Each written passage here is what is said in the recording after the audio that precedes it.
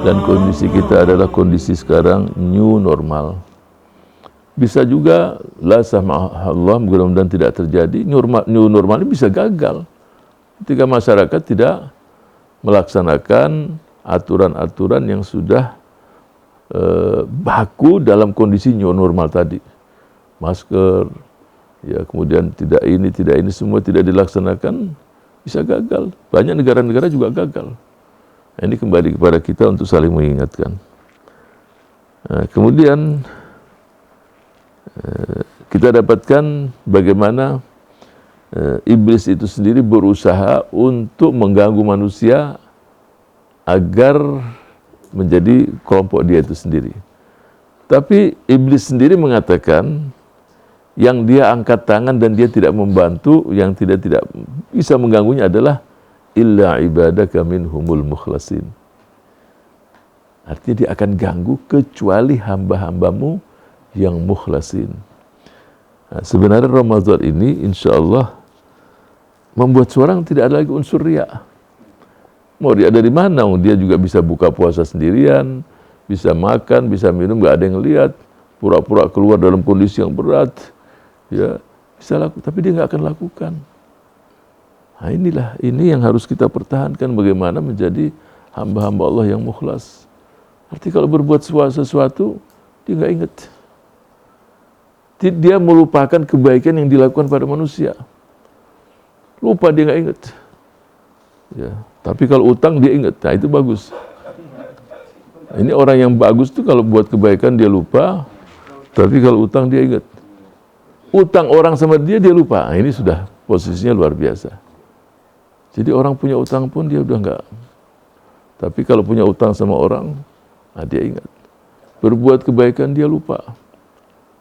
Ya, dia enggak pernah menyebutnya dan tidak pernah mengatakannya, bahkan dia melupakan itu semua. Kalau itu terjadi pada diri seseorang, bukan karena kehebatan dia. Itu juga karunia Allah Subhanahu wa taala. Jadi apa saja yang dilakukan jangan berpikir wah itu ya kehebatan kita dan ini itu. Jadi salah satu yang membuat iblis itu wallahu alam dimurka oleh Allah Subhanahu karena sifat sombong. Kalau kita baca beberapa referensi, dia karena abidnya, ibadahnya luar biasa dikatakan tawusul malaikah. Tawus itu meraknya malaikat.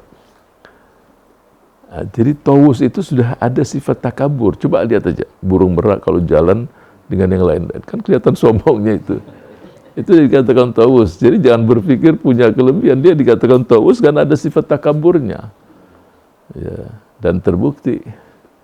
Jadi walaupun seseorang itu dalam hidupnya abid, ibadah, tapi yang namanya sifat sombong yang di hati nggak ada yang tahu kecuali Allah. Nah, oleh itu menjaga hati, agar tetap selalu bagaimana mempertahankan bukan mukhlis saja, mukhlas ini udah di atas mukhlis. Para ulama-ulama kita, para salafus saleh mengatakan al-mukhlisuna fi khatar, orang-orang yang mukhlis itu dalam kondisi bahaya juga. Kalau mukhlasun tidak. Terus bagaimana bisa menjadi orang mukhlasun? Pertama itu mengkarunia Allah. Ya. Kedua, ketahuan gerak-geriknya. Artinya yang dia lakukan, dia ini yang ya ini perbuatan ikhlas semua, tapi buat dia ya bilang begitu kerjaan hariannya. Jadi kerjaan dia harian itu semacam itu.